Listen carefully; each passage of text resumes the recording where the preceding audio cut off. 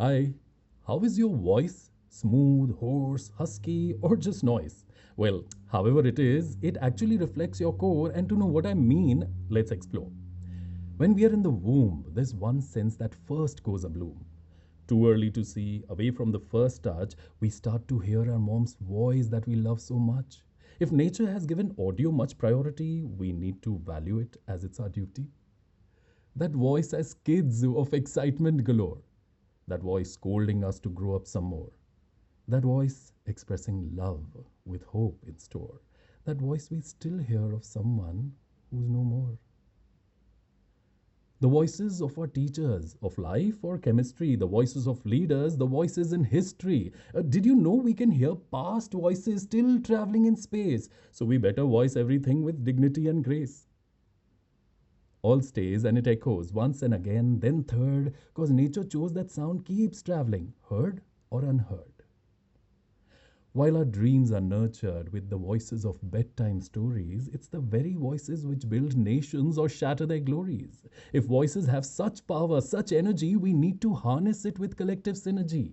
What better than to be aware and make a choice to become an artist of this element called voice? So, voice artists we are. Heard less or more, to this craft we dedicate our honesty, our core. Because from there we access the heights of emotions, because from there we express like the depth of the oceans.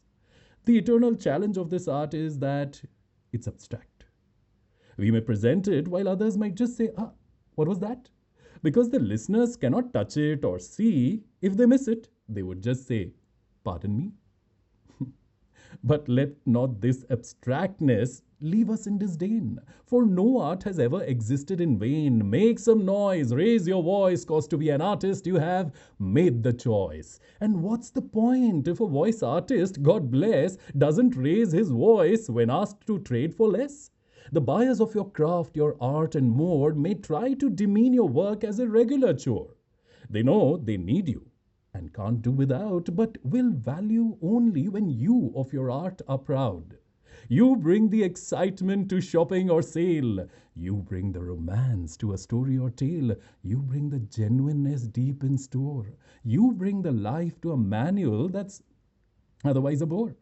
You become the friend in ads to sell. You become the parent with stories to tell. You become the teacher with subjects galore. You become the characters from our folklore. Let's become and grow into a tree which no one takes for granted or for that matter free. For you have become the artist of voice. And this, my friend, is a beautiful choice. Happy World Voice Day.